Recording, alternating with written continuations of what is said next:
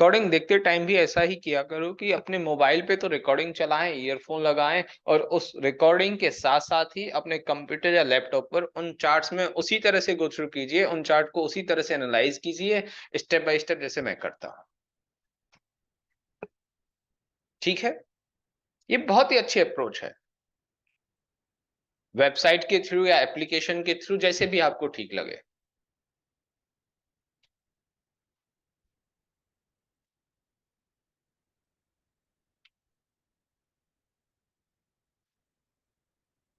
Candlestick pattern.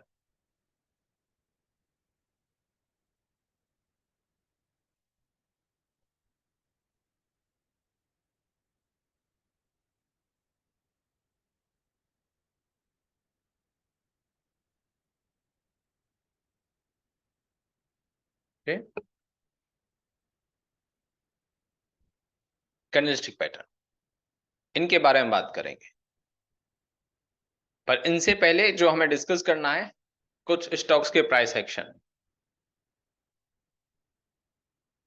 नहीं, ये सत्या, ये बात तो मैंने 13 या 11th क्लास 12th क्लास में ही बता दी थी, शायद आपने सुनी नहीं होगी, वो बात अलग है, नहीं तो ये बात तो मैंने बहुत पहले ही बता दी थी।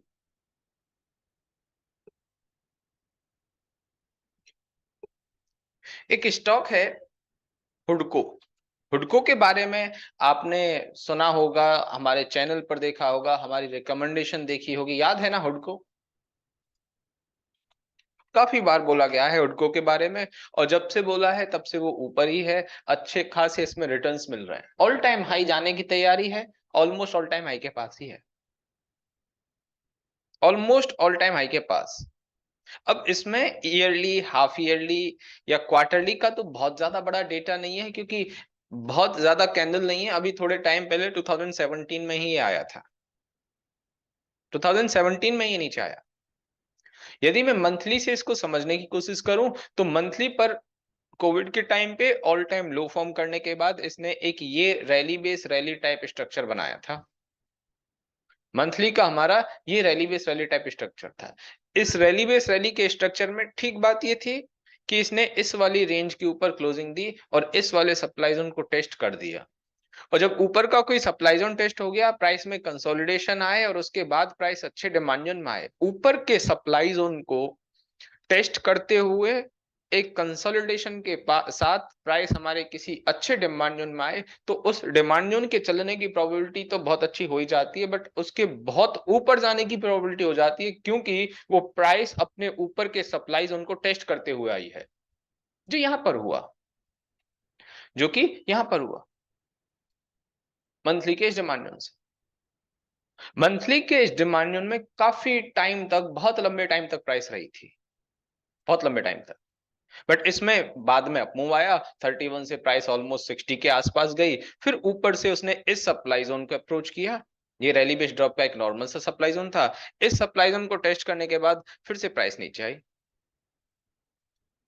इस सप्लाई जोन को टेस्ट करने के बाद फिर प्राइस नीचे आई, और वो प्राइस नीचे आई ये ड्रॉप बेस्ड रैली के इस डिमांड जोन में प्रॉपर नहीं आ पाई, अभी देखते हैं और आगे समझेंगे इसको, प्रॉपर नहीं आ पाई है, बट उसमें जो नीचे हुआ वो देखिएगा। वीकली का क्या, मेरे पास ये रैली बेस रैली का स्ट्रक्चर, वीकली का डिमांड अपने आप में उतना ठीक डिमांड नहीं था जिसे मैं कहूं कि इसकी अचीवमेंट अच्छी है, अचीवमेंट बहुत अच्छी, और प्राइस प्रॉपर बॉडी तक भी आई है। अचीवमेंट ये कि इसने सप्लाई जोन को ब्रेक किया और इस वाले रेंज को बिल्कुल डीप तक टेस्ट किया है, बहुत डीप तक, और डेली का मेरे पास ये डिमांड था, मतलब सिर्फ वीकली का ही डिमांड नहीं था, नॉन कोइंसाइडिंग डेली का ही डिमांड नहीं था, डेली और वीकली दोनों ही अच्छे अचीवमेंट वाले लेवल थे, नॉन कोइंसाइडिंग हुआ तो क्या हुआ, डेली और वीकली के दोनों जोन ही अपने आप में कोइंसाइड कर रहे थे और उन दोनों का ही अचीवमेंट अपने आप में बहुत अच्छा था, और प्राइस एग्जैक्टली उसी डिमांड जोन में आती है और यहां से ऊपर। अब कोई कहे कि सर मैं इसमें भी कोई कंफर्मेशन देखूं, इस तरह के नॉर्मल सी रेंज की किसी ने जस्ट अपने मंथली के नॉर्मल डिमांड जोन को अप्रोच किया, 57 से स्टॉक 42 आया, इसमें कोई कंफर्मेशन की जरूरत नहीं है, इसमें कोई कंफर्मेशन की जरूरत नहीं है, यहां तक आएगा ठीक है, कितनी सी छोटी रेंज है, डायरेक्ट ट्रेड कर लो, अब यहाँ पे देखो दो केस हुए, आपने देखा कि अपने वीकली के डिमांड जोन, वीकली की विक से ही प्राइस ऊपर जाने लगी, ये देखा था क्या अक्सर? कई कई बार ऐसा होगा आप लोगों के साथ, 100% गारंटी देता हूं होगा कि आप ऊपर से ही जब प्राइस चलने लग जाएगी, चाहे वो विक से चले चाहे वो ऊपर वाले लेवल से चले, आप उस शेयर को बाय करने के लिए दौड़ पड़ेंगे। और हो सकता है एग्जैक्टली प्राइस को जहां आना चाहिए था, अब मैं ये कह रहा हूं कि एग्जैक्टली प्राइस को जहां आना चाहिए था, इससे आप क्या समझे? कल मैंने कुछ बोला था आपको, याद है? कल मैंने कुछ बोला था, एग्जैक्टली प्राइस को जहां आना चाहिए वो पॉइंट होता है किसी भी जोन का बिल्कुल डीप डेप्थ वाला जोन, डीप में। और ये जो आपने थोड़ा बहुत लॉ ऑफ अट्रैक्शन के बारे में पढ़ा होगा, थोड़ा बहुत सुना होगा, ये ठीक वैसे ही काम करता है कि अच्छा डिमांड जोन है वो भी प्राइस को अट्रैक्ट करता है, अच्छा सप्लाई जोन है वो भी प्राइस को अट्रैक्ट करता है। ये प्राइस इस रेंज में आई, यहां पर बिल्कुल डीप में आई, और डीप में आने के बाद और अच्छा मूव, अप मूव ऊपर से भी आया, अप मूव ऊपर से भी आया। बट जो डीप में आने के बाद का अप मूव होता है ना, उसकी बात अलग ही होती है। ये रेंज, अब इसको डेली पर ऐसे देख रहे हो, मंथली पर यहां से ऊपर जाता हुआ देखोगे, 40 का स्टॉक ऑलमोस्ट 100 हो गया 6 मंथ के अंदर। इतना अप मूव, 100% से भी ज्यादा रिटर्न। ये रिटर्न ऐसा नहीं कि भाई हर स्टॉक में हमें मिल जाएगा, हर स्टॉक का मंथली का डिमांड जोन हमें इतना पैसा बना कर देगा, ऐसा हमेशा नहीं होगा। बट इस स्टॉक में हुआ, इससे पहले बताए गए और भी स्टॉक में हुआ, क्योंकि ये सिर्फ क्लास में नहीं बताए जा रहे हैं, क्लास में बताने से पहले हमने कहीं ना कहीं इनको बताया है, रिकमेंड किया है। ये हुआ तो सिर्फ इस वजह से, इसको हम कैप्चर कर पाए तो सिर्फ इस वजह से कि ये पूरा प्राइस एक्शन आप हुडको सर्च करेंगे, देखेंगे कितने टाइम से हुडको हमारे रडार पर बना हुआ है, हमारे फेवरेट स्टॉक्स में से है, कितने टाइम से। और इतने टाइम से इसमें ये ऑब्जर्वेशन करते हुए तब ये वाली मूव कैप्चर होती है। उसके बीच में और भी बहुत सारी ट्रेड हुई, बट ये मूव। अब इस कहानी को यदि हमने समझा तो अब आगे की बात करें कि क्वार्टरली पर कोई सप्लाई जोन नहीं, एक्चुअल में ये सप्लाई जोन ऑलमोस्ट टेस्टेड कह लो या ब्रेक कह लो। मंथली पर भी कोई खास सप्लाई जोन नहीं है। वीकली की बात करूं, वीकली पर भी कोई खास सप्लाई जोन नहीं है, मतलब ऊपर ऑल टाइम हाई पर जाने से पहले, रोकने से पहले कोई सप्लाई जोन नहीं, और मैं ऑल टाइम हाई पर जाने के बाद कोई खुश भी नहीं होने वाला, क्योंकि जहां पर स्टॉक ट्रेड कर रहा है और इसका ऑल टाइम हाई 100 है, क्या ही बहुत बड़ी बात हो जाएगी मेरे लिए। 80 से 100 की बात करूं तो 20% का रिटर्न है। बट ये ऑल टाइम हाई भी कई कई बार अच्छा नहीं लगता, बट इसमें परसेंटेज टर्म्स में बात करूं तो 20% है, 20% का मूव है। चलिए इसको साइड में रखते हैं, ये समझते हैं कि क्या ऊपर प्राइस में रोकने के लिए कुछ है? कोई भी नहीं है। मंथली के यदि मैं डिमांड की बात करूं तो इस डिमांड को बॉडी टू विक मार्क करने से कोई भी सेंस निकलता है क्या? मतलब मुझे नहीं लगता कि पर्सनली इसे बॉडी टू विक मार्क किया जाना चाहिए, और यदि मैं इसको विक टू विक मार्क करता हूं तो ये वाली कैंडल के थ्रू ये जोन टेस्टेड हो गया। विक टू विक मार्क करने पर ये वाला जोन इस वाली कैंडल के थ्रू टेस्टेड हो गया, यस और नो?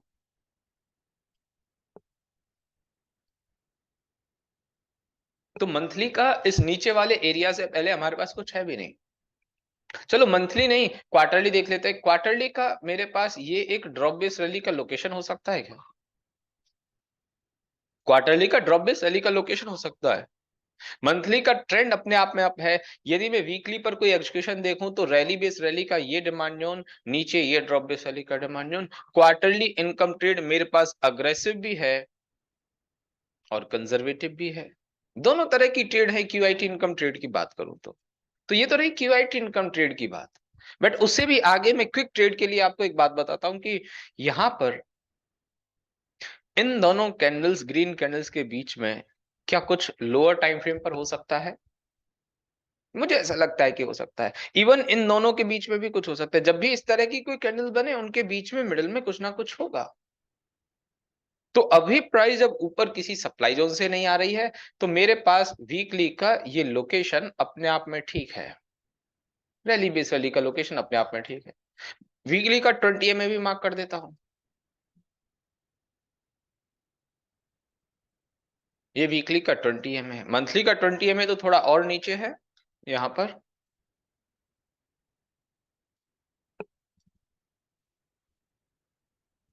ये मंथली 20 EMA, ये वीकली 20 EMA। डेली का 20 EMA देखें, डेली का 20 EMA ऊपर से नीचे आते हुए आज स्टॉक अच्छा खासा 10-12% डाउन था। ठीक है, कोई बात नहीं, हम इसमें नई अपॉर्चुनिटी देखें और अच्छा अप मूव जो हमसे रह गया हो, मिस हो गया हो, उसको और कैसे हम इसको कैप्चर कर सकते हैं वो देखें। कोई मंथली का सप्लाई जोन नहीं है, इसे मैं बहुत अच्छा मंथली का सप्लाई जोन नहीं कहूंगा। इस मंथली के सप्लाई जोन में उतना पोटेंशियल नहीं है। मैं इस मंथली के सप्लाई जोन को सिर्फ इतना सा मानकर चल रहा हूं कि ये वीकली का डिमांड जोन, ये वीकली का 20 EMA रोक देगा। क्वार्टरली का भी क्या सप्लाई जोन, इस क्वार्टरली के इस सप्लाई जोन को ऐसे देखो, क्या इसकी कोई प्रॉपर लेगिन है?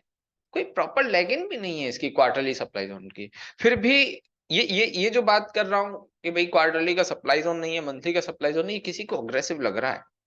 यदि किसी को अग्रेसिव लग रहा है तो डेफिनेटली आपको अपने ट्रेडिंग स्टाइल के अकॉर्डिंग वेट करना ही चाहिए, उसमें कोई बात नहीं।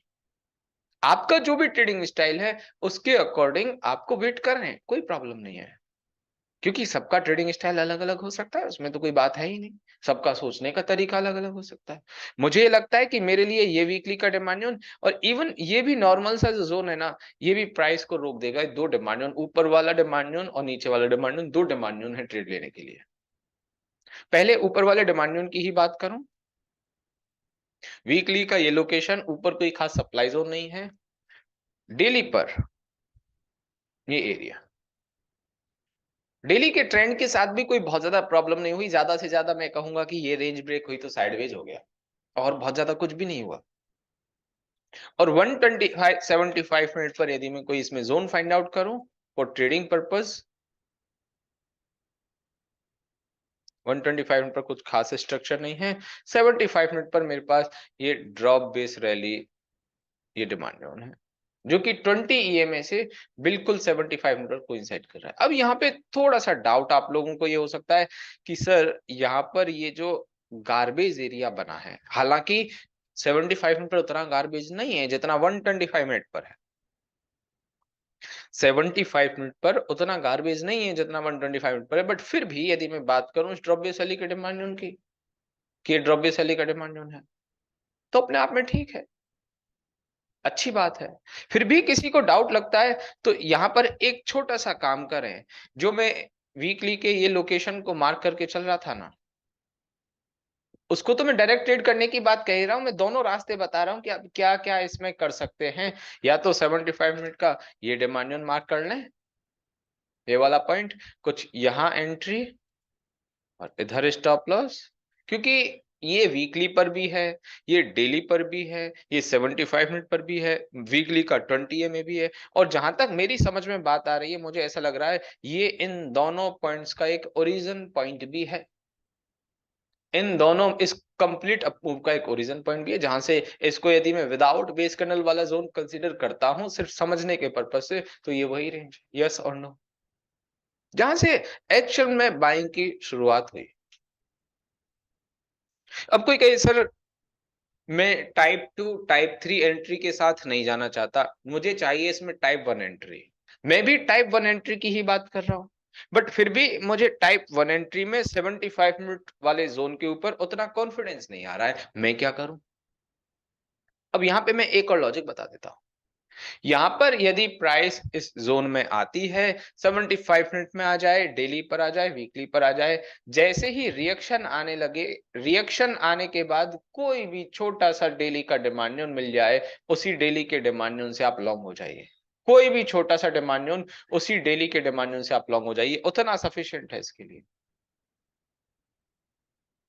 किसी भी नॉर्मल डिमांड जोन से। ये कंफर्मेशन ही हो गया, अब उसको कंफर्मेशन का नाम दो, DIT लॉन्ग का नाम दो, फिर वो आपका कॉल है कि आप उसको किस तरह से देखते हैं, वो फिर आपका कॉल है कंप्लीटली। बट मैं ये कह रहा हूं कि 75 मिनट का डिमांड नहीं समझ आ रहा तो रुक जाए, ये कंजर्वेटिव ही तो हुए, कंजर्वेटिव होने के लिए फिर थोड़ा सा वेट कर लें और 75 मिनट डिमांड जोन में आए, 125 के डिमांड जोन में आए, डेली के डिमांड जोन में आए, वीकली के डिमांड जोन में आए, यहाँ से रिएक्शन मिले, रिएक्शन के बाद जो भी ठीक डिमांड जोन बने उसको ट्रेड कर लो, उसको ठीक ट्रेड कर लो। ये हाउसिंग का है, फाइनेंस सेक्टर का है। अब इसका सेक्टर फाइनेंशियल सर्विसेज हो सकता है, बट ये शेयर ऐसा है जिसको अपने सेक्टर से मेरे अकॉर्डिंग बहुत ज्यादा फर्क नहीं पड़ता, मेरे अकॉर्डिंग बहुत ज्यादा फर्क नहीं पड़ता इसको। हाउसिंग फाइनेंस सेक्टर का है, जिसको हम निफ्टी फाइनेंस सर्विसेज में देख सकते हैं, इसको इंडिविजुअली ही देखें।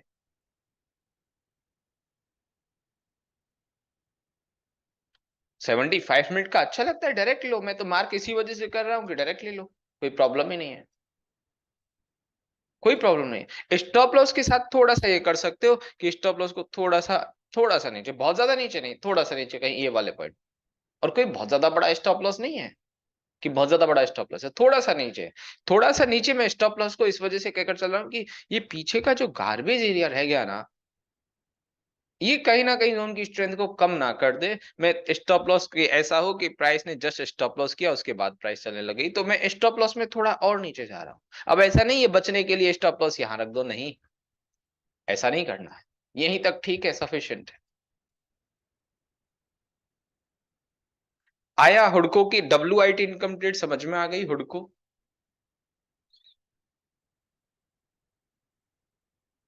Very good. BEML,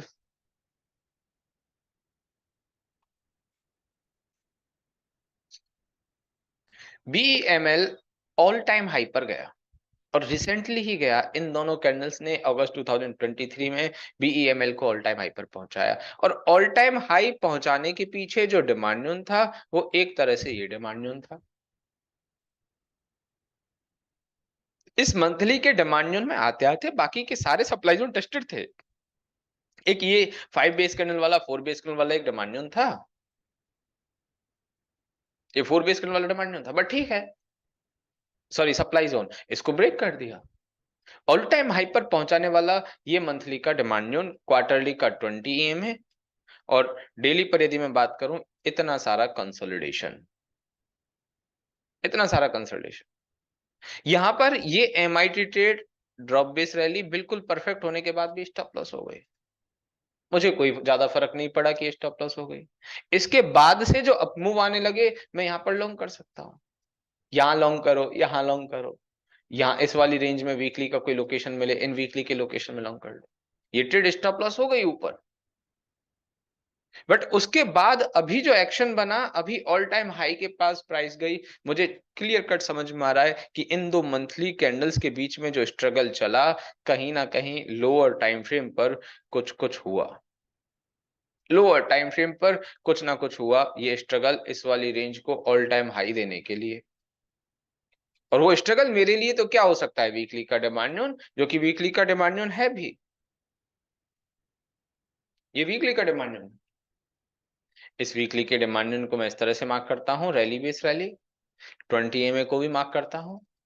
ये वीकली का डिमांड जोन कौन सा है जिसने स्टॉक को ऑल टाइम हाई दिया है? ऑल्दो इसके साथ साथ मेरे पास नीचे भी डिमांड जोन है, ये drop base rally type structure, नीचे भी डिमांड जोन है, बट ये ठीक है, ये दूसरी ट्रेड हो गई, ये दूसरी ट्रेड हो गई। इस रैली बेस रैली को यदि मैं लोकेशन समझता हूं, डेली का ट्रेंड एक तरह से साइडवेज टाइप समझता हूं, तो 125-75 मिनट पर मुझे जो स्ट्रक्चर मिलेगा, 30 डेज के डेटा में तो नहीं है,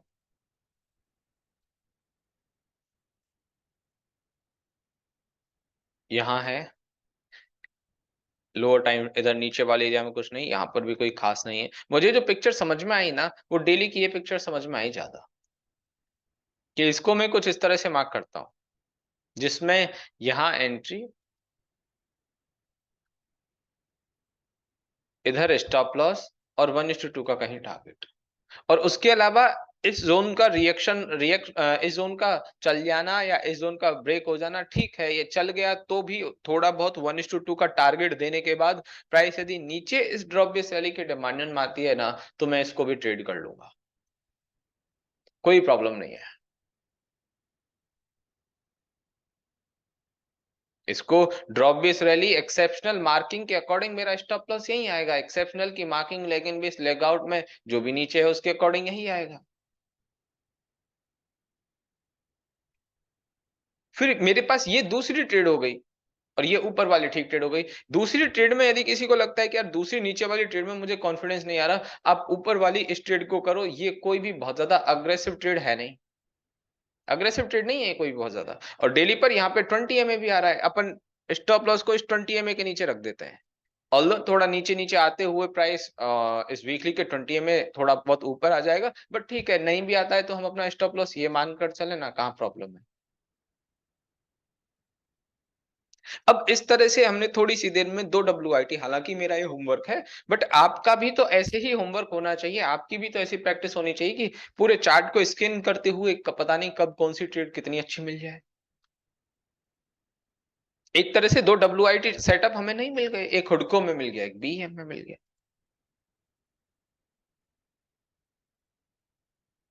यही इसी अप्रोच के साथ आप भी देखें, इसी अप्रोच के साथ किसी भी स्टॉक को ओपन करो। आयशर मोटर बाइक ओपन किया, ईयरली से शुरू करो, हाफ ईयरली देखो, क्वार्टरली देखो, मंथली देखो, वीकली देखो और डेली देखो। जहां पर भी जो अच्छी ट्रेड मिल गई उसको एग्जीक्यूट कर लो। टॉप डाउन अप्रोच इस वजह से देख रहे हैं कि प्राइस कहां से आ रही है, कहां को जा रही है, ये हमें पता होना चाहिए। आई बात समझ में, ये दोनों जो हुडको के बारे में और BEML के बारे में बताया।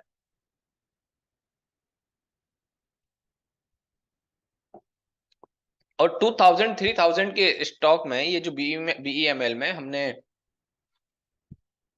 ये जो मार्क किया है, 2000 के स्टॉक में यदि 100 पॉइंट का 120 पॉइंट का स्टॉप लॉस है भी तो क्या ज्यादा बड़ी बात है।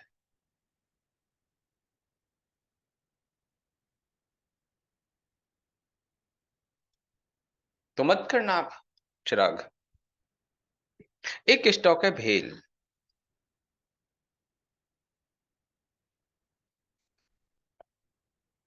BHEL।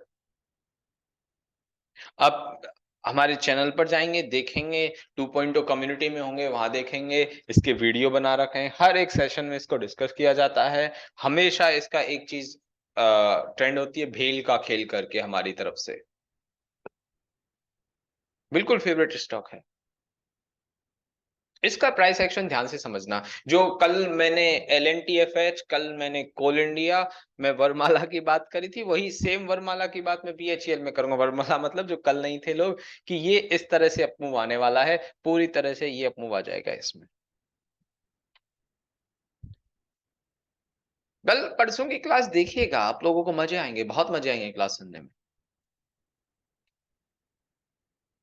यदि मैं इसका ईयरली से आज के टाइम पर देख रहा हूं कि यार ये स्टॉक 129 पर ट्रेड कर रहा है, मुझे ऊपर के लिए लॉन्ग के लिए इसमें बहुत सारी अपॉर्चुनिटी देखनी है। लॉन्ग के लिए मुझे बहुत सारी अपॉर्चुनिटी देखनी है। मैं चाहता हूं ये मेरा इन्वेस्टमेंट हो, मैं चाहता हूं ये मेरी अच्छी ट्रेड हो। ईयरली के डिमांड से कोविड के टाइम पर ये प्राइस यहां से चली, एक इस तरह का सेटअप था। हाफ ईयरली पर जाएंगे, हाफ ईयरली भी सेम टाइप का स्ट्रक्चर था। क्वार्टरली पर जाएंगे, क्वार्टरली पर भी सेम टाइप का स्ट्रक्चर था, कुछ इस तरह से। थोड़ा सा नीचे आई। अब यहाँ पे ईयरली के डिमांड के थोड़ा सा नीचे आ जाना, हाफ ईयरली के डिमांड के थोड़ा सा नीचे आ जाना, क्वार्टरली के डिमांड के थोड़ा सा नीचे आ जाना, इवन कोई मैं कहूं कि हाँ भाई मंथली के डिमांड को भी थोड़ा सा ब्रेक करके प्राइस गई। तो इसमें हमें क्या करना है, कंफर्मेशन लें। तो कंफर्मेशन किस बेसिस पे लें? स्टॉक तो बहुत अच्छी तरह से डाउन आया है, किसी टाइम पे 300 था, बट अभी रिसेंटली ये जो डाउन मूव आया, उस टाइम को छोड़ते हैं 2017 के बाद, ये जो डाउन मूव आया वो भी तो 125 से स्टॉक को बहुत नीचे लेकर आ गया।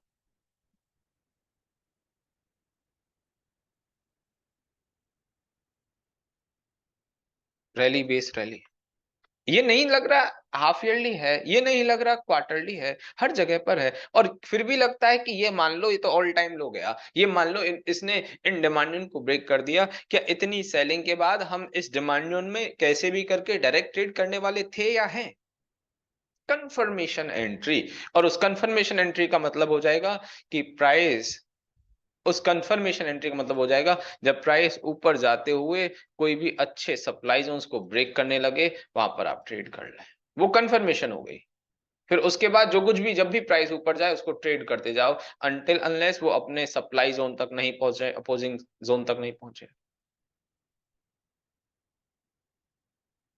जैसे ये मंथली का सप्लाई था, क्या मैं कह सकता हूं प्राइस नीचे से ऊपर पहुंची इस मंथली के सप्लाई जोन में? इस मंथली के सप्लाई जोन में पहुंची, यस और नो? मंथली के सप्लाई जोन से नीचे आई, ये कोई मंथली के डिमांड जोन में नहीं पहुंची, यहीं से ऊपर चली गई। फिर एक नॉर्मल सा ड्रॉप बेस वाली डिमांड जोन बना, इसमें प्राइस आई, यहां से ऊपर। फिर ये रैली बेस वाली डिमांड जोन बना, इसमें नहीं आई, ये रैली बेस वाली बना, इसमें आई, यहां से चली, फिर कहीं नीचे ये वाले पॉइंट से चली। यहां पर जब जब प्राइस चली, जब जब प्राइस नहीं चली, उन सारे एक्शन को बताऊंगा और फिर आगे क्या होगा वो भी बताऊंगा। अभी आप ये देखें, डेट को ध्यान से देखिएगा, कर्सर को ध्यान से देखिएगा, टाइम फ्रेम को ध्यान से देखिएगा कि मंथली पर ऊपर जाते हुए इसने अपने मंथली के सप्लाई जोन में एंट्री दी, और उससे नीचे मंथली के सप्लाई जोन में एंट्री देने के बाद ये कोई, एक सेकेंड, पुरानी मार्किंग को एक बार हटाते हैं।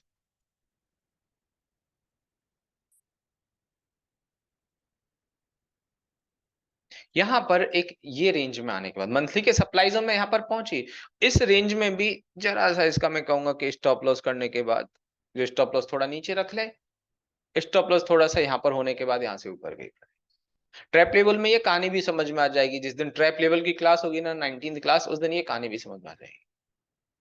चलिए मानकर चलते हैं कि यार सर, मंथली के सप्लाई जोन से प्राइस नीचे आ रही थी, और मैं खुद कह रहा हूं कि इसमें ऐसा ही हुआ था, मंथली के सप्लाई जोन से नीचे आ रही थी, तो मैं इसमें अग्रेसिव क्यों लूंगा? मैं सिर्फ डेली के डिमांड जोन को ट्रेड क्यों करूंगा? करना भी नहीं चाहिए, आपको भी नहीं करना चाहिए, हमने भी नहीं किया। यदि ये मंथली के इस डिमांड जोन में आ जाती तो बात दूसरी थी, बट एक छोटी सी बात, इस डेली के इस नॉर्मल से डिमांड जोन का चल जाना मंथली के सप्लाई जोन के रिएक्शन के बाद भी, क्या ये प्रूफ नहीं कर रहा कि अब इस जोन में काफी पोटेंशियल है, बायर्स अपनी कमांड में आ सकते हैं वापस से? यस और नो?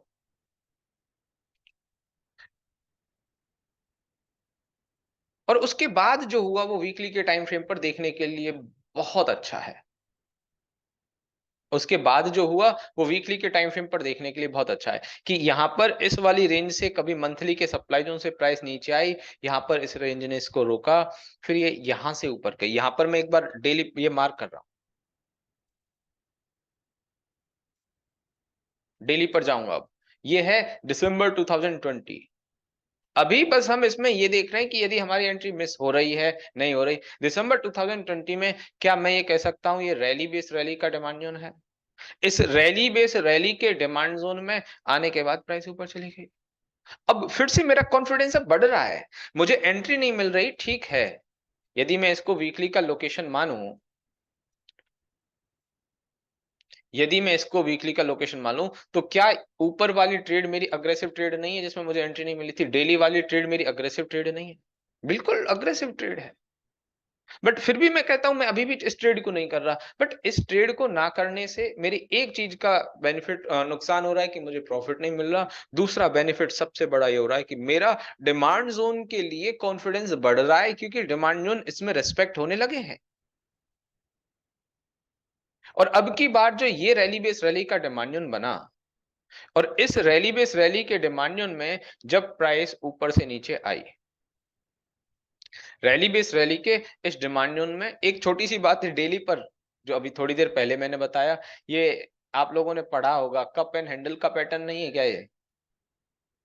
कप एंड हैंडल का। अब कोई कहे कि ये हैंडल ब्रेक होगा तब ऊपर जाएगा, हम कहें मेरा डिमांड जोन है गोल्डन क्रॉसओवर वाला, यहीं से प्राइस ऊपर चली जाएगी। कोई इसके हैंडल के ये वाली ये कप बना, ये हैंडल बना, उसके बाद यहां से ऊपर जाने लगे तब बाय करेगा 37 पर, हम 31 पर ही बाय करके इसको बैठे हैं। वो अलग केस है, ये बिल्कुल अलग केस है। बट हम वीकली पर वापस से आ रहे हैं, अभी 2020 से निकलकर 2021 में आए हैं। 2020 से निकलकर 2021 में आए हैं। ये मेरे पास एक रैली बेस रैली का डिमांड बना है, और इस रैली बेस रैली के डिमांड में प्राइस जिस तरह से पहुंची, क्या मेरे पास ये पिक्चर समझ में आ गई मुस्लिक की मंथली का सप्लाई जोन अब 3 बार टेस्ट हो चुका है, मल्टीपल टाइम टेस्ट हो चुका है मुल्केश, मुस्लिक मंथली का सप्लाई जोन 3 टाइम टेस्ट हो चुका है।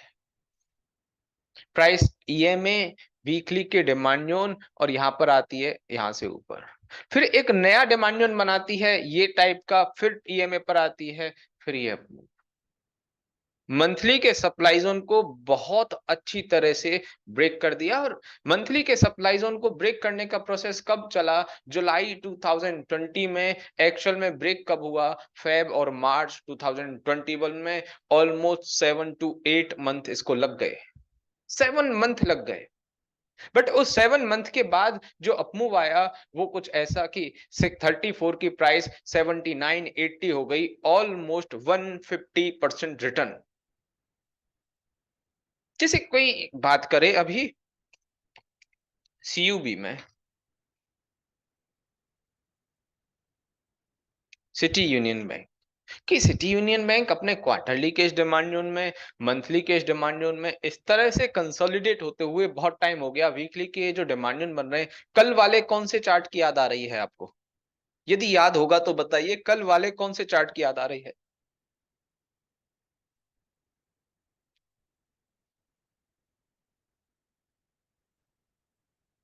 सीक्वेंट तो पढ़ा ही नहीं आशीष।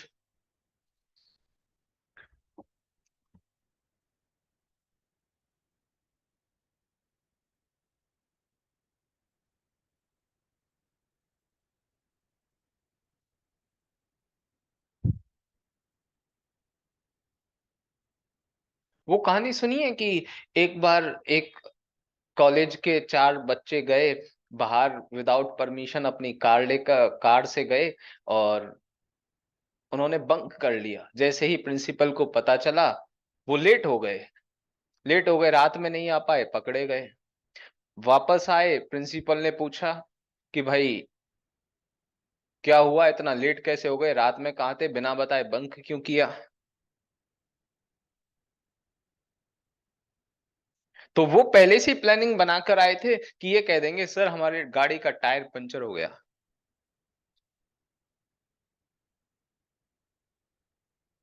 और फिर प्रिंसिपल ने बोला क्या हुआ, बोले गाड़ी का टायर पंचर हो गया। एक से कहा कि तू रुक जा, 3 बाहर जा, उससे पूछा कौन सा आगे का लेफ्ट, दूसरा बुलाया कौन सा आगे का राइट, तीसरा बुलाया कौन सा पीछे का लेफ्ट, चौथा बुलाया कौन सा पीछे का राइट। वो कहानी यहां पर हो गई।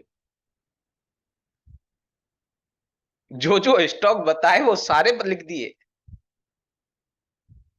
जो जो स्टॉक कल डिस्कस किए वो सारे लिख दिए। LNTFH लिख दिया, हाथवे लिख दिया, इन्फोसिस लिख दिया। कुछ एक लोगों ने सिर्फ और सिर्फ निफ्टी आईटी लिखा, जिनका नाम खुद का कोल इंडिया है नाम से। निखिल ने आईटी लिखा सबसे पहले। आईटी के स्टॉक है, ठीक है, अभिषेक ने आईटी लिखा। बट जो एक रियलिटी में जो आंसर होता है, जो रियल में जो आंसर होता है, जो वो तो एकदम से निफ्टी आईटी ही था ना।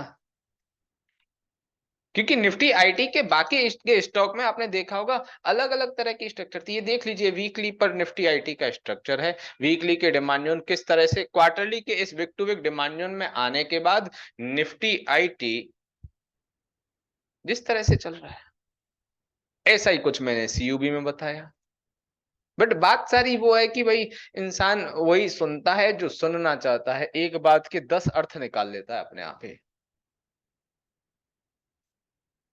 क्योंकि वो सुनते टाइम वो तो दिमाग से सुन रहा है ना, वो मन नहीं है, वो दिल नहीं है सुनने का। नहीं तो इसमें क्या गलत था कि यार ये वीकली के जो डिमांड न्यूज है ऑलमोस्ट वैसा ही जैसे निफ्टी आईटी था। निफ्टी आईटी के स्टॉक बोले वो भी कहीं थोड़ा आसपास पहुंच पाए, बट किसी ने फार्मा के स्टॉक बोल दिए, कमाल हो गया। तो अब यदि मैं इस डिमांड जोन की बात करूं कि ये क्वार्टरली के डिमांड जोन में सीयूबी में मार्च 2023 में एंट्री मिली और उसके बाद ये प्राइस एक्शन बनने लगा। अब इस डिमांड जोन के बनने में या इससे प्राइस के ऊपर जाने में मंथली का 20 में रोक सकता है, मंथली का 20 में रोक भी रहा है। वीकली का ये ड्रॉप बेस रैली का डिमांड जोन बनने में, एक नई अपॉर्चुनिटी फॉर्म होने में कितना टाइम लग गया, कितना टाइम लग गया। और अभी तो मैं कहता हूं जो हमें चाहिए अपमूव की मंथली 180 तक पहुंच जाए, क्वार्टरली सप्लाई जोन तक पहुंच जाए, इन वाले सप्लाई जोन्स तक पहुंचे। इन सप्लाई जोन्स तक पहुंचने के लिए थोड़ा डिमांड जोन बनने में टाइम तो लगेगा, बट वो डिमांड जोन बने, उनका वेट करें, उन डिमांड जोन में एंट्री आने दें, फिर ब्लॉकबस्टर ट्रेड को एंजॉय करें। उससे पहले आपको WIT income trade, DIT income trade, monthly income trade 1:2 के तो टारगेट मिलते ही रहेंगे, उसमें तो कोई कमी है ही नहीं, प्रॉब्लम है ही नहीं। तो ठीक वैसे ही वापस अब मैं BHEL पर आया हूं, उसको कनेक्ट करता हूं कि यहां से ये रेंज में वेट करते हुए हमें जो इतना अच्छा टारगेट मिला, यहां से यहां तक पहुंची प्राइस डबल से भी ज्यादा हो गई, डबल से भी ज्यादा हो गई। उसके लिए थोड़ा वेट करना पड़ता है, क्योंकि अब फिर मैं वापस से मंथली पर आ रहा हूं, ठीक है, वापस मंथली पर आ रहा हूं, क्योंकि मंथली के और कोई सप्लाई जोन, जैसे ये सप्लाई जोन थे, ये सप्लाई जोन थे, इनको भी तो प्राइस को, ये भी तो प्राइस को रोकने का काम करेंगे। जब डिमांड जोन ऊपर पहुंचाने का काम कर रहे हैं तो सप्लाई जोन थोड़ा बहुत रोकने का काम भी करेंगे, वहां पर प्राइस को रुकने देते हैं, कहां प्रॉब्लम है। उसके अलावा इससे ऊपर और कोई सप्लाई जोन नहीं है, एक ये सप्लाई जोन था,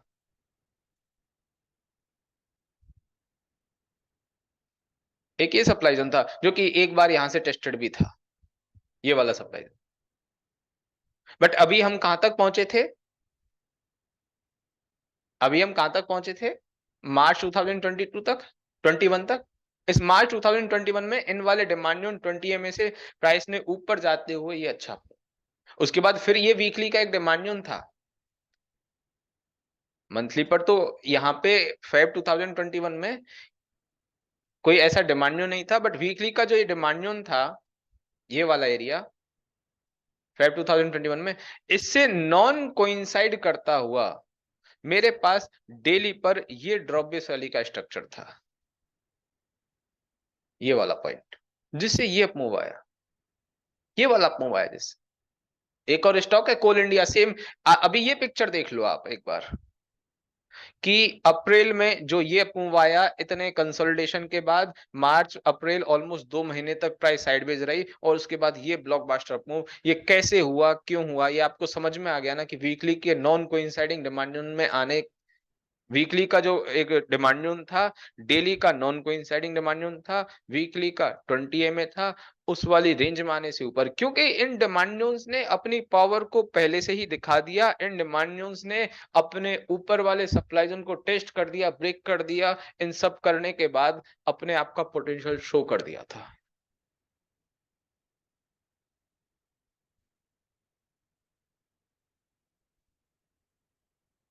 ठीक है, और फिर उसके बाद ऊपर इस मंथली के सप्लाई जोन में पहुंचे, यहां पर स्ट्रगल चलता रहा काफी टाइम तक, फिर यहाँ पे ये जो एक्शन बना ना, एक बार तो हमने यहां पर ट्रेड दी, फिर अब इसके बाद यहां पर ट्रेड दी, अप्रैल मई 2021 तक की कहानी खत्म हो गई। अब उससे आगे बढ़ते हैं, मंथली वाले टाइम फ्रेम पर मैं आ रहा हूं, इस सप्लाई जोन को मैंने हटा दिया, ये डिमांड जोन मार्क कर रहा हूं, ये बहुत अच्छी एंट्री थी, बहुत अच्छी, ये रैली बेस रैली का डिमांड जोन। इस रैली बेस रैली के डिमांड जोन में प्राइस आई अगस्त 2021, अगस्त में आई थी, डिमांड जोन में भी नहीं पहुंची, मंथली के डिमांड जोन से पहले रिएक्ट कर गई। क्या हो सकता है कि डेली का डिमांड जोन ऊपर रहा हो, वीकली का डिमांड जोन ऊपर रहा हो, दोनों डेली और वीकली के कोइंसाइड कर रहे हो, जिसकी वजह से प्राइस ऊपर चली गई। बट इस केस में नहीं हुआ ऐसा, यहां पे हमारी एंट्री मिस हो ही गई थी, वीकली के ये वाली रेंज में भी नहीं पहुंची प्राइस, डेली पर ये वाली रेंज में भी नहीं पहुंची प्राइस। डेट से आगे मत बढ़ो मिथु आनंद, डेट से आगे मत बढ़ो, मैं अगस्त तक की कहानी कह रहा हूं तो अगस्त तक की कहानी सुनो। उसके बाद ये डिमांड जोन चलने के बाद स्टॉप लॉस हुआ, ना चलने के बाद स्टॉप लॉस हुआ, वो तो आगे सीख लेंगे ना। इस वजह से तो कंफ्यूजन में रह जाते हो आप लोग।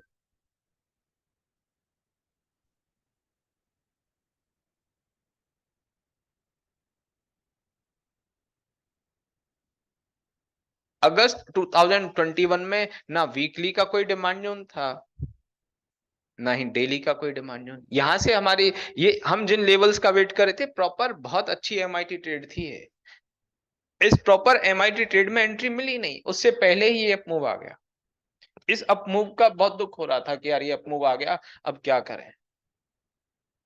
जोन में आती तो कंफर्मेशन भी देखते, बिना जोन में आई चली गई। चलिए डेली के डिमांड जोन में एंट्री नहीं मिली, मंथली के लोकेशन से भी जाती तो भी मजे आ जाते, वो कुछ भी नहीं हुआ। और ऊपर, अब मंथली के टाइम फ्रेम पर आया हूं, ऊपर जाने के बाद फिर प्राइस नीचे आई। अक्टूबर 2020 में ये अपमूव आया, फिर ये नीचे आई और इसने एंट्री दी फेब 2022 में। फेब 2022 में मैं वापस वीकली के डिमांड जोन पर आता हूं। ये मेरे पास वीकली का डिमांड जोन था नहीं चिराग, ये वीकली का demand zone drop base rally था क्या प्रॉपर? इस अब वीकली के ड्रॉप बेस रैली के डिमांड जोन में प्राइस आई थी। डेली पर जाते हैं, क्या प्रॉपर डेली के इस ओरिजिन वाले पॉइंट में आकर प्राइस ने पूरा 1:2 का टारगेट दे दिया था? ऊपर वाला जोन स्टॉप लॉस हो गया, दो ट्रेड की तरह ट्रीट करें, ऊपर वाला जोन ब्रेक हो गया, नीचे वाले जोन से चल गई, तो क्या ठीक वैसा ही हुआ कि प्राइस ने जो गैप डाउन ओपनिंग होते हुए, यहां से गैप डाउन ओपनिंग हुई थी प्राइस में, और गैप डाउन ओपनिंग होने के बाद ये रिकवरी आई, मेरे पास ये मंथली का डिमांड अपने आप चल गया, मंथली का डिमांड यहां से चल गया, वीकली का डिमांड यहां से चल गया, 1:2 का इसमें टारगेट भी मिल गया मुझे, 1:2 का टारगेट मिल गया। बट इस फेब के बाद अपने इस मंथली के सप्लाई जोन में पहुंची है, ये नॉर्मल से सप्लाई जोन। अभी इस सप्लाई जोन को याद रखना, जिस फेब 2023 मार्च 2020 सॉरी फेब 2022 मार्च 2022 के जिस सप्लाई जोन की बात कर रहा हूं, ऐसा ही सप्लाई जोन मुझे अभी और सामना करना पड़ा उस सप्लाई जोन का, अभी और मुझे सामना करना पड़ा था 2023 में भी सेम ऐसा ही। इस सप्लाई जोन में प्राइस पहुंचती है और इसके बाद यहां से और नीचे आई,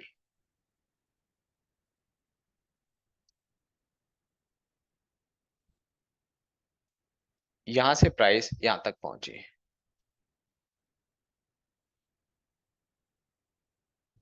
टू मच कंफ्यूजन, रिकॉर्डिंग देखकर सारा कंफ्यूजन देख लेना। और यदि कंफ्यूजन ऐसा हो रहा है कि पहले क्या हुआ था रियूज, तो नहीं समझ में आता, छोड़ो, आगे क्या होगा उसमें कंफ्यूजन, उसमें सारा कुछ क्लियर हो जाएगा। ठीक है, अपने पास ये एक ड्रॉप बेस रैली का, एक तरह से मैं कहूं पहले से ही ऊपर इस वाली रेंज से चला हुआ जोन था, यहां पर ये वाला पॉइंट, और इसको भी इग्नोर करें, इसको भी हम इग्नोर कर देते हैं, तो वीकली का ये वाला डिमांड, वीकली का ये डिमांड, ये मेरा फिर, मैंने पिछले वाले बैच में ना बीएचईएल पर 1 घंटा बिता दिया था। लोगों को पिछले वाले बैच में इतना इंटरेस्ट आ रहा था बीएचईएल को, जब मैं बता रहा था मुझे भी पता नहीं चला कि कब 1 घंटा हो गया, कब दूसरा टॉपिक मुझे शुरू भी करना है। पूरे 50 मिनट तक मैंने बताया बीएचईएल पे, और जब वो बैच चल रहा था शायद 89 या 90 रुपीज के आसपास प्राइस थी। ऐसे ही कोल इंडिया में इतना टाइम हो गया, कोल इंडिया शायद उस टाइम पे 240 के आसपास, 260 के आसपास चल रहा था।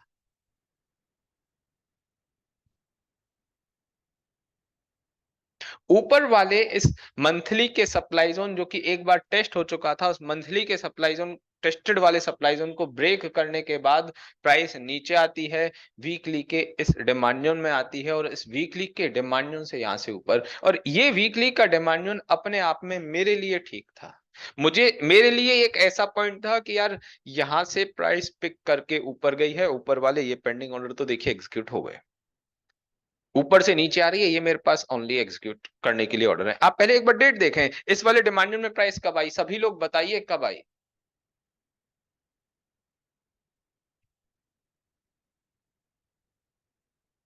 जून 2022 में, जून 2022 में। अब देखिए, मंथली का डिमांड था क्या जून में, ब्रेक हो चुका था, ब्रेक हो गया था ना मंथली का डिमांड, बिल्कुल। क्वार्टरली, क्वार्टरली का डिमांड जोन था क्या? क्वार्टरली कुछ भी नहीं था। हाफ ईयरली,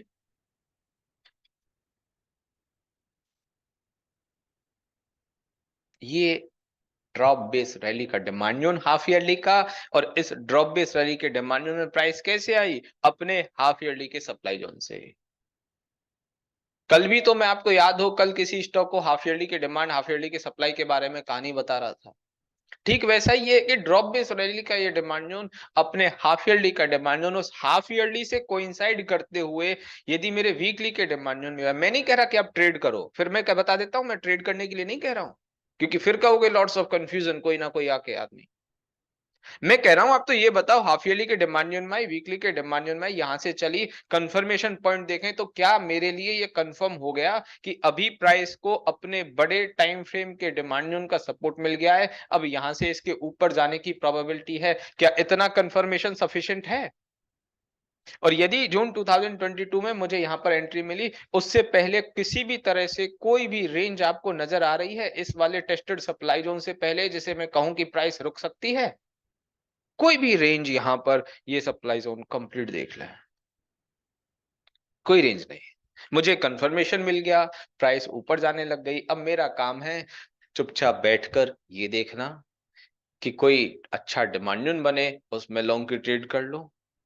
फिर प्राइस नॉर्मल सप्लाई जोन में पहुंचे, उसके बाद नीचे आए, फिर दोबारा से डिमांड जोन को ट्रेड कर लो। हर बार नए नए डिमांड जोन में आती जाए, मैं ट्रेड करता जाऊं अनटिल अनलेस कि वो एक अच्छे क्वालिटी के सप्लाई जोन में नहीं पहुंचे। वीकली के इस ड्रॉप बेस रैली ने मुझे अपॉर्चुनिटी दी। 20 ईएमए के साथ वाला ये ड्रॉप बेस रैली का डिमांड जोन, इसने मुझे अपॉर्चुनिटी दी 20 ईएमए के साथ। यहां से मूव, फिर एक नया ड्रॉप बेस रैली का ये वीकली का डिमांड जोन बना, इस वीकली के डिमांड जोन से फिर से प्राइस ऊपर, और लगातार ऐसे ही होते होते प्राइस ऊपर जाती गई दिसंबर 2022 में यहां तक। अब दिसंबर 2022 में जब यहां तक गई, कोई पॉइंट था ही नहीं रोकने के लिए। एक ये सप्लाई जोन था, ये सप्लाई जोन, उससे नीचे आई।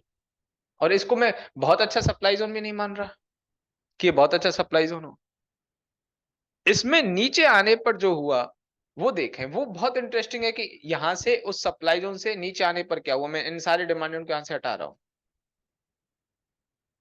इस मंथली के उस सप्लाई जोन से नीचे आने पर प्राइस में क्या हुआ दिसंबर 2022 में? क्या किसी भी तरह से मंथली का डिमांड जोन था? ये डिमांड जोन था, ये रैली बेस रैली का डिमांड जोन। दिख रहा है आपको ये रैली बेस रैली का डिमांड जोन? यस और नो? बिल्कुल अपने आप में ठीक डिमांड जोन है। क्या रैली बेस रैली के डिमांड जोन में मुझे एंट्री मिली? नहीं मिली। क्या प्राइस किसी स्ट्रॉन्ग सप्लाई जोन से नीचे आ रही थी? नहीं आ रही थी। यहां दिसंबर 2022 में नीचे आते टाइम क्या क्या हुआ वो देखते हैं। वीकली की एक ये रेंज थी, एक बार यहां से थोड़ा चली बट फिर ब्रेक हो गई। डेली की ये रेंज थी यहां पर।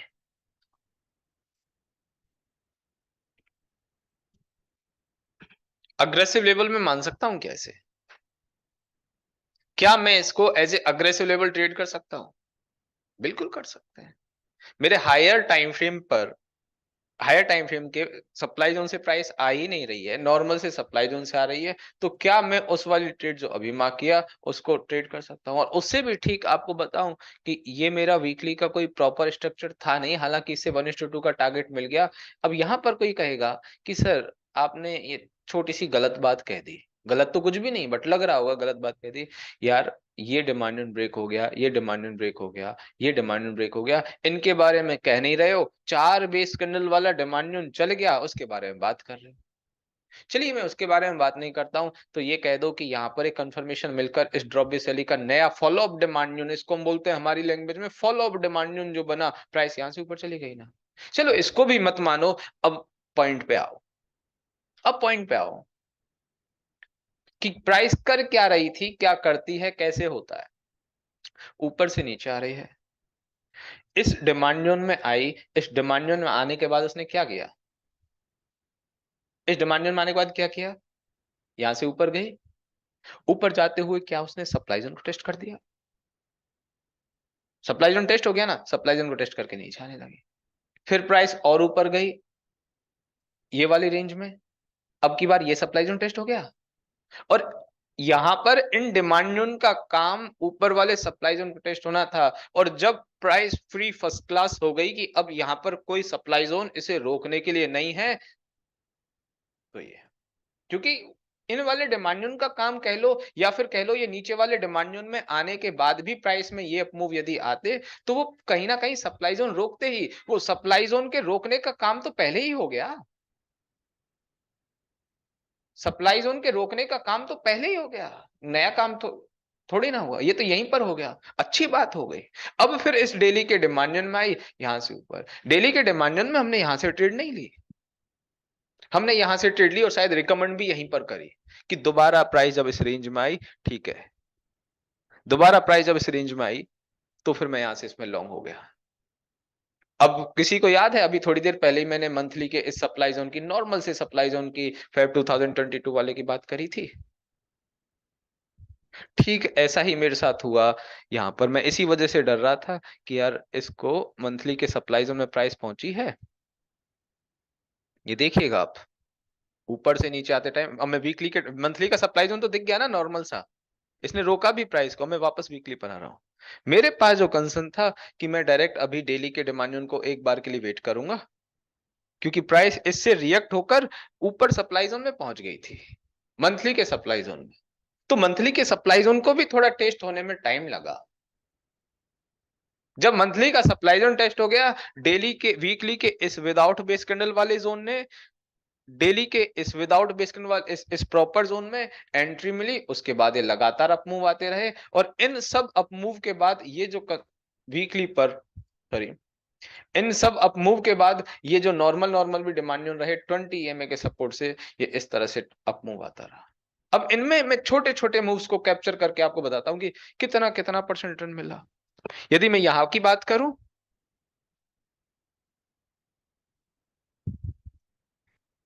104% रिटर्न 5 महीने के अंदर, 5 मंथ्स 2 वीक में 104% रिटर्न। यहां से ये जो डेली का मेरा डिमांड जोन था जिसकी मैं बात कर रहा था, यहां से यहां तक की बात करूं, 120% रिटर्न 5 मंथ 1 वीक में।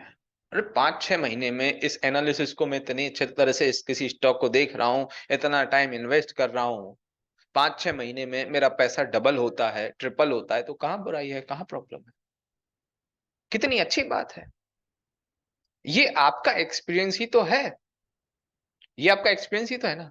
आसपास आप अपने जानकार, कोई रिलेटिव, कोई कलीग, कहीं किसी के बारे में सुना होगा, ये आपको किसी ना किसी मोमेंट पे तो लगा होगा, यार इस बंदे को अपने धंधे की, अपने बिजनेस की पूरी कैलकुलेशन पता है।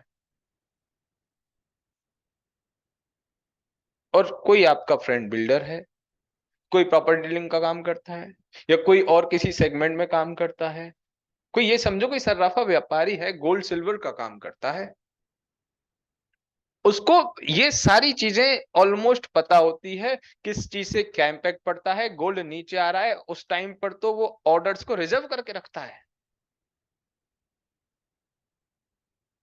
और सालों साल के एक्सपीरियंस के बाद किसी को लगेगा कि यार इस रोड पर डेवलपमेंट होने वाला है, यहाँ कुछ ऐसी बात होने वाली, कोई बड़ा प्रोजेक्ट आने वाला है, वहां पर प्रॉपर्टी बनाकर, वहां पर बहुत अच्छी प्रॉपर्टी बनाकर वो बहुत बड़ी इनकम कर लेता है।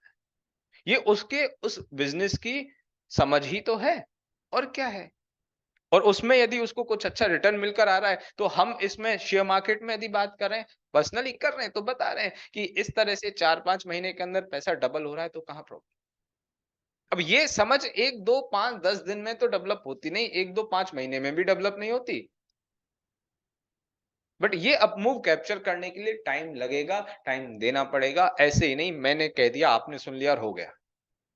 क्योंकि भाई आप नॉर्मल, एक तो देखो जब तक डब्ल्यूआईटी एमआईटी कर रहे थे, कर ही रहे थे, उससे ऊपर की बात बढ़ने की बात भी तो की जाएगी, वो ये बात है। और आज के टाइम पे यदि मैं बात करूं, ईएलडी पर इस वाले सप्लाई जोन से पहले कुछ नहीं है, बीएचईएल में ईएलडी पर इस वाले सप्लाई जोन से पहले कुछ नहीं है। हाफ ईयरली पर भी कुछ नहीं है, ये एक सप्लाई जोन है, ये वाला पॉइंट। मुझे ऐसा लगता है कि एक बार प्राइस यहां तक पहुंचेगी, इसको टेस्ट करके इसको टेस्ट करके आराम से नीचे आएगी और नॉर्मल से मंथली के डिमांड जोन से चली जाएगी, इस हाफ ईयरली के सप्लाई जोन से। क्योंकि नीचे का एक्शन मुझे समझ में आ रहा है, जो मैंने कल कोचिंग शिपयार्ड का एग्जांपल देकर थोड़ा सा बताया था। नीचे से प्राइस जिस तरह से आ रही है, वो प्राइस एक्शन मुझे समझ में आ रहा है। ये एक मेरे पास मंथली का सप्लाई जोन था। क्या मैं कह सकता हूं कि क्वार्टरली, हाफ ईयरली और क्वार्टरली पर ये एक सप्लाई जोन है, उसके अलावा मंथली का ये एक सप्लाई जोन है, और ये मंथली का सप्लाई जोन ब्रेक हो चुका है।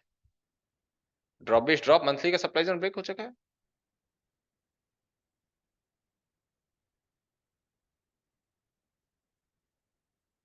ब्रेक हो चुका है ना ये। अब इस सप्लाई जोन ब्रेक होने के बाद प्राइस कहां पर ट्रेड कर रही है? डेली के डिमांड जोन से। मेरी एक्सपेक्टेशन ये कि डेली का डिमांड जोन, डेली का 20 में मार्केट थोड़ा सा ठीक रहेगा, तो ये इस रेंज को आसानी से ब्रेक कर देगा, आसानी से ब्रेक कर देगा। अब इसमें कल 130 की कॉल लेकर बैठ जाओ तो आपकी गलती है। समझदारी ये है कि इसको बैठकर देख लो क्या होता है, ऑब्जर्व कर लो क्या होता है। हो सकता है ये रेंज ब्रेक हो जाए, तो मैं यहां पर इस रेंज के ब्रेक होने के बाद जो मेरी ये WIT लॉन्ग की ट्रेड है, वीकली का रैली बेस रैली का लोकेशन है, और डेली पर ये जो डिमांड जोन है, इसमें बहुत बेहतरीन ट्रेड कर सकता हूं। और ये वो डिमांड कहलाएगा। ये दोनों ही डिमांड अपने आप में ठीक है, ऊपर वाला एक अग्रेसिव है, नीचे वाला कंजर्वेटिव है, बट दोनों के लिए एक ये कहानी है कि इस वाली रेंज या इस वाली रेंज में आने के बाद ये प्राइस अपने हाफ ईयरली के सप्लाई जोन तक पहुंच ही जाएगी। और जब प्राइस हाफ ईयरली के सप्लाई जोन तक पहुंचेगी, तो इसने इस मंथली के डिमांड जोन को भी पूरी तरह से ब्रेक और क्लोजिंग भी कर दी होगी, और फिर इन सप्लाई जोन्स को ब्रेक करने वाला जो डिमांड जोन बनेगा, वो डिमांड जोन इस हाफ ईयरली के सप्लाई जोन को भी बहुत आसानी से ब्रेक करके प्राइस को 320 तक पहुंचा देगा। आई बात समझ में? ये BHEL में अब वो, आप करंट मार्केट प्राइस पर ट्रेड नहीं, करंट मार्केट प्राइस पर इन्वेस्टमेंट कर दो। नीचे वीकली के डिमांड जोन में आए तो और एवरेज कर लेना, कुछ पैसा ऊपर यहां पर इन्वेस्ट कर दो, कुछ पैसा नीचे यहां पर लगा देना वीकली के डिमांड जोन तक। मुझे नहीं लगता मंथली के इस डिमांड जोन तक आने की इसमें पॉसिबिलिटीज है। हाँ, प्राइस थोड़ा थक तो गई है, क्योंकि बहुत डबल से भी ज्यादा हो गई ना कुछ ही टाइम में। ठीक है, तो हम पूरा पैसा एक साथ थोड़ी ना लगा रहे हैं, कुछ एक यहाँ पर लगा देते हैं, कुछ नीचे वाले 100 वाले लेवल का वेट कर लेते हैं। इन्वेस्टमेंट के लिए कोई प्रॉब्लम नहीं, कर दो यहाँ तक के लिए कोई प्रॉब्लम नहीं, 300 तक आराम से पहुंच जाएगा। टेक्निकल एनालिसिस मेरी यही कहती है, और पहुंच ही जाएगा। तो करंट मार्केट प्राइस पर भी बहुत अच्छा है, ऐसी बात नहीं है, बट मैं बस आपसे ये कह रहा हूँ कि यार आपको करंट मार्केट प्राइस पर ट्रेडिंग के पर्पज से बाय नहीं कर लेना, कहीं ऑप्शन बाय कर लो, या ट्रेडिंग के पर्पज से बाय कर लिया मार्जिन लेकर, तो उसमें वेट करते रह जाओ, थोड़ा टाइम लग जाएगा। अब वो टाइम का पेशेंस नहीं है, सीख ही रहे हैं, लर्निंग फेज में। लर्निंग फेज में अर्निंग की बात करने के लिए तो बहुत हिम्मत चाहिए। होने को यहाँ से कोई बड़ी बात नहीं, थोड़ा सा नीचे आने के बाद ऊपर चली जाए, या फिर इस वाली रेंज में आ जाए। दोनों ही केस हैं, दोनों ही केस मैं आपको बता रहा हूँ। इन्वेस्टमेंट करो, कुछ करंट मार्केट प्राइस पर कर लो, कुछ यहाँ पर कर लेना।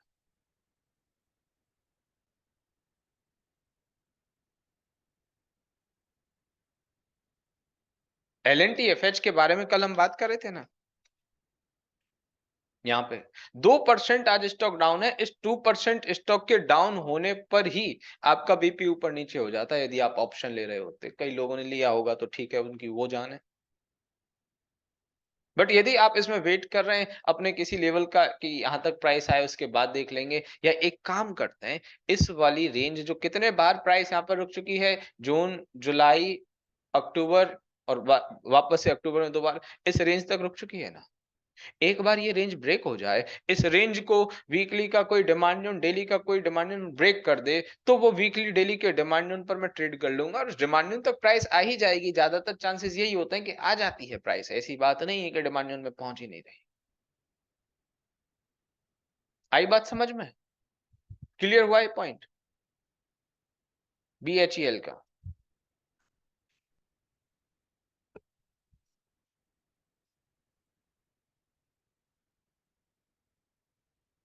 बहुत बढ़िया।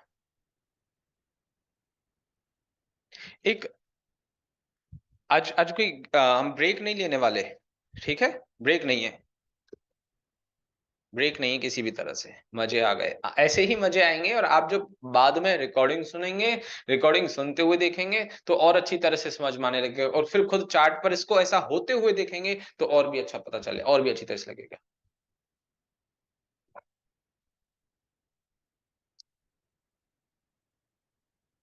ठीक है? यहाँ तक की सारी बातें क्लियर हैं जो अभी तक मैंने बोली हैं?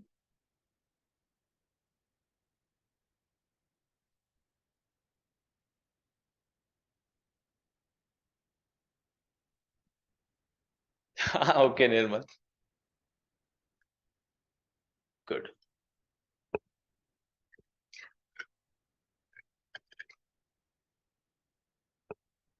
Thank you Ashu, thank you.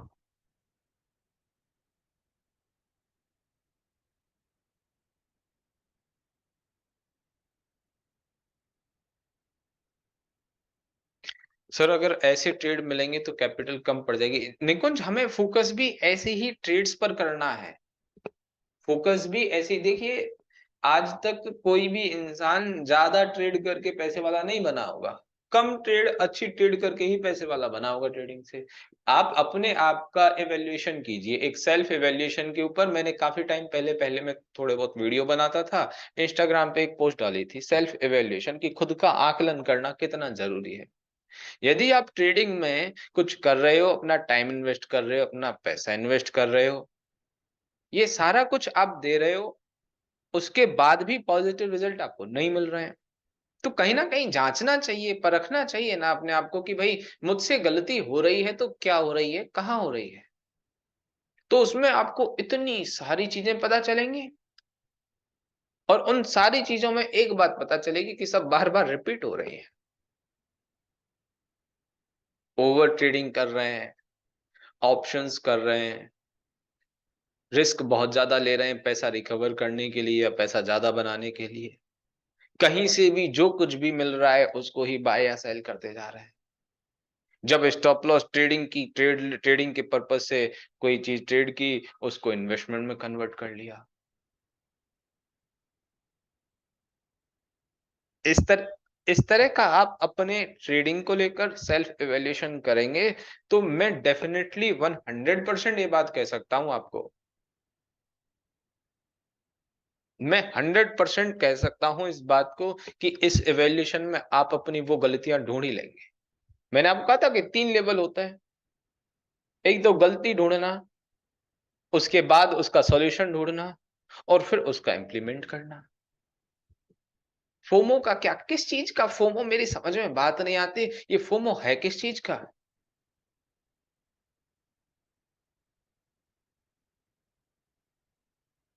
ये फोमो है किस चीज़ का? बहुत बार ये वर्ड आता है, फोमो हो जाता है। फुल फॉर्म मुझे पता है उसकी। फुल फॉर्म पता है मुझे क्या है।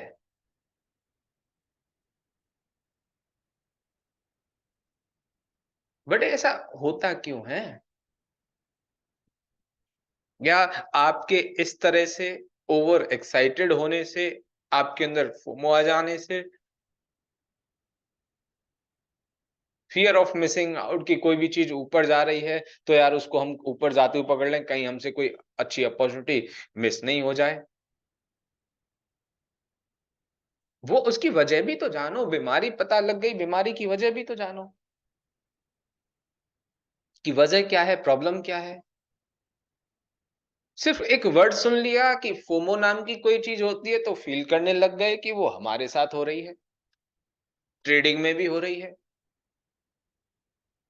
कुछ-कुछ वर्ड ऐसे होते हैं जिनका वाक़ई में मतलब मैंने अपनी ज़िंदगी में ऑब्ज़र्व किया कि कुछ-कुछ शब्द ऐसे हैं जिनको हम सुन लेते हैं, कहीं कोई ट्रेंड में होते हैं, 2-5 और बड़े लोगों ने कोई बात बोल दी, उसके बाद वैसा ही हम फ़ील करने लग गए।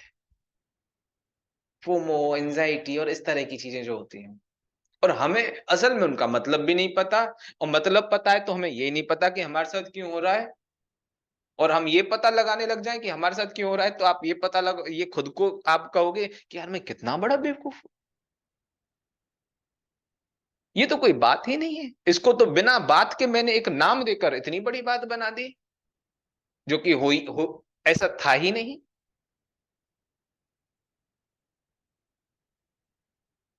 बस फिर उसी सर्कल में जी रहे हैं लाइफ में, और क्या है।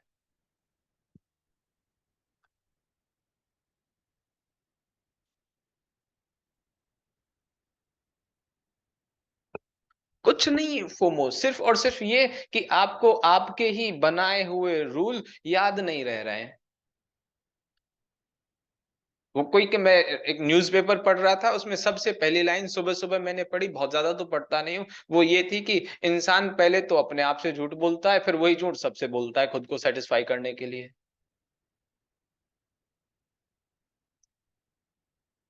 तो पहले तो आप अपने आप से झूठ बोलते हैं, हम अपने आप से झूठ बोलते हैं किसी भी बात को लेकर, फिर ऐसा-ऐसा हो रहा है, उसको एक बहुत अच्छे सेंटेंस में फ्रेम करके दूसरे लोगों को झूठ बोलते जाते हैं कि भैया मेरा ट्रेडिंग में ये लॉस हो गया, मुझे वहाँ से इतना लॉस हो गया, ऑप्शंस में लॉस हो गया, मुझे फोमो हो जाता है, मुझे एंग्ज़ायटी हो जाती है, मैं स्टॉप लॉस नहीं ले पाता हूँ, पता नहीं क्या-क्या चीज़ें।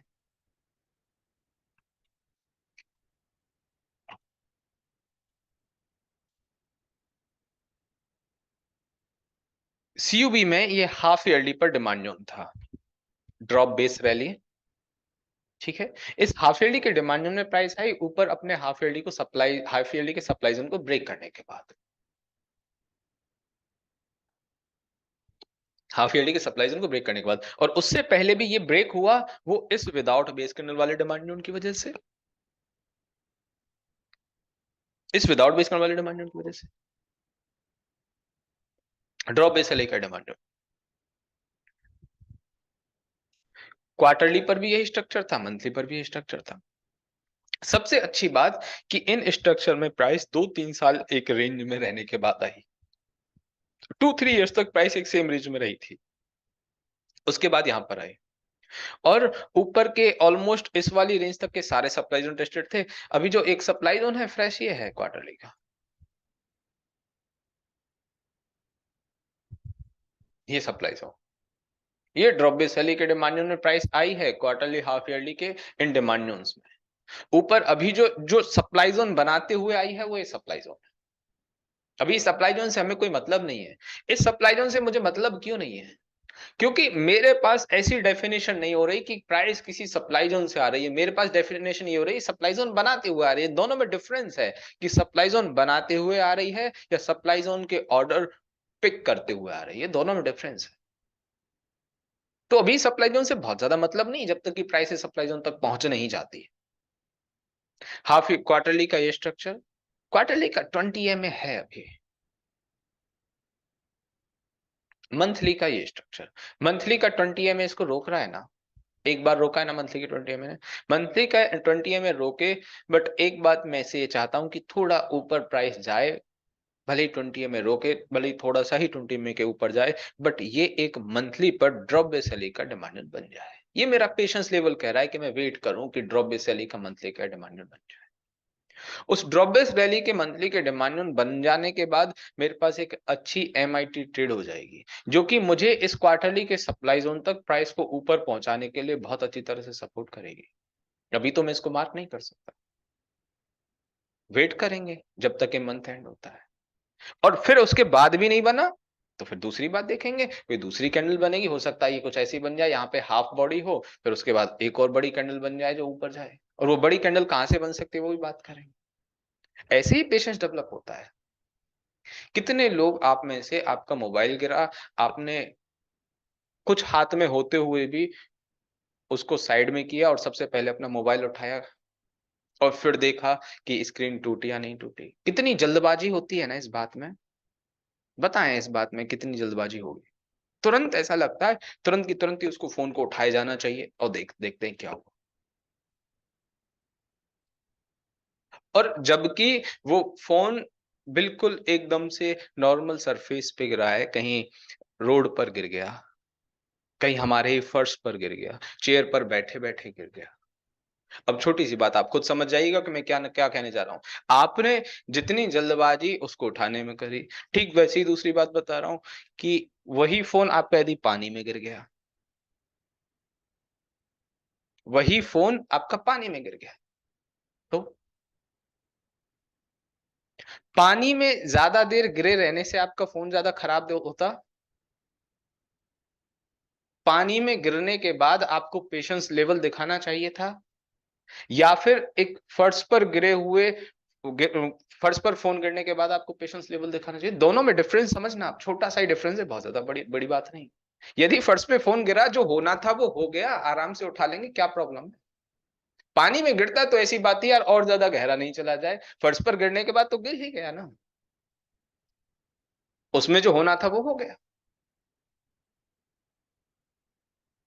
जब वहां पे भी यही बात आती है।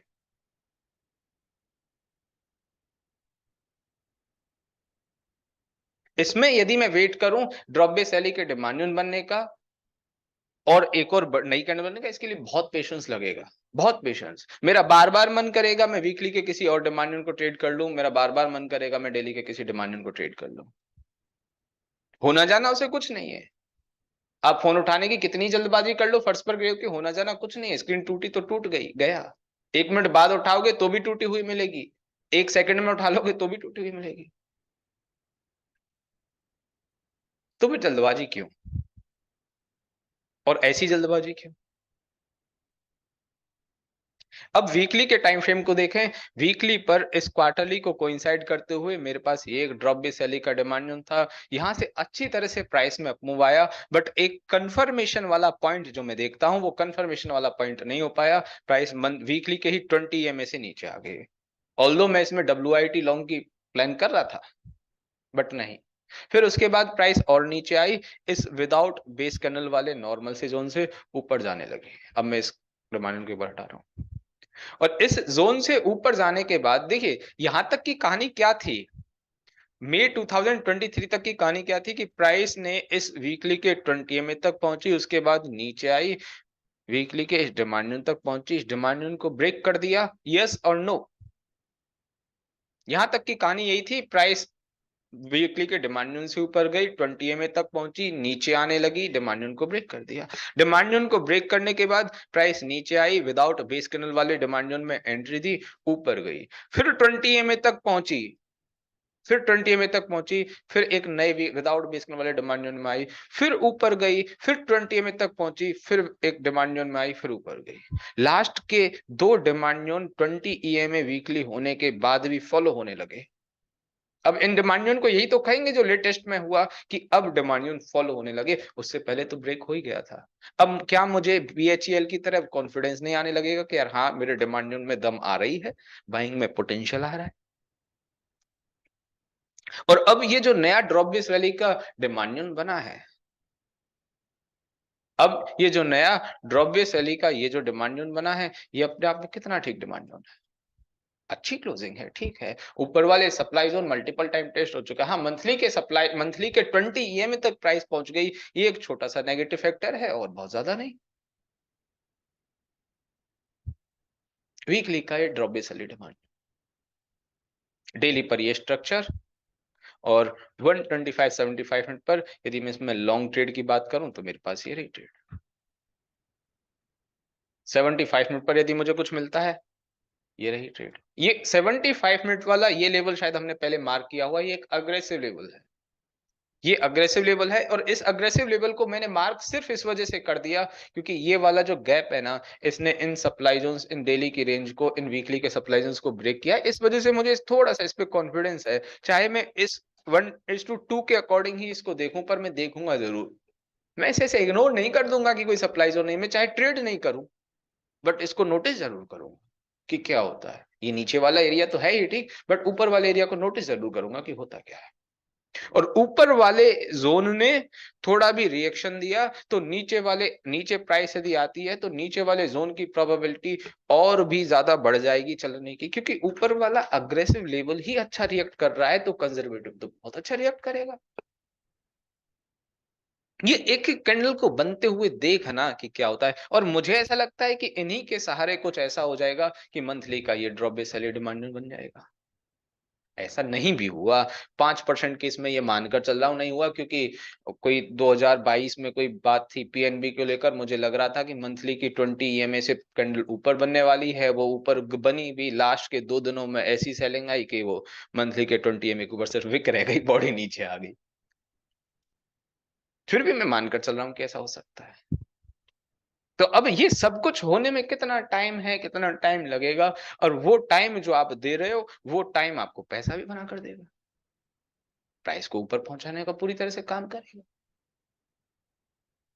आई बात समझ में सीयूबी में? क्लियर हुआ पॉइंट?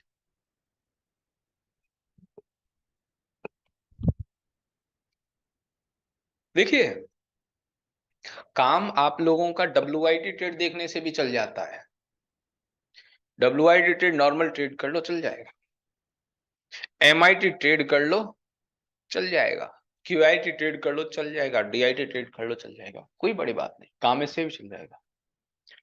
उससे कुछ ज्यादा चाहिए, 1:2 से ज्यादा चाहिए, तो 1:2 से ज्यादा के लिए कुछ ज्यादा करना पड़ेगा कि सेक्टर को भी हम साथ में ले लें, टॉप डाउन अप्रोच भी हम साथ कर लें, सेक्टर और स्टॉक दोनों की ही टॉप डाउन अप्रोच कर लें।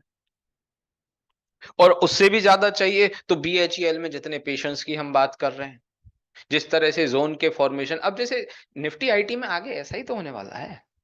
मैं कह रहा हूं कि ऐसा ही होने वाला है, तो समझो कि मैं आपसे रिकॉर्डेड लाइन पर कह रहा हूं एक तरह से, और ऐसा हो ही जाएगा, हो ही जाएगा, डेफिनेटली हो जाएगा।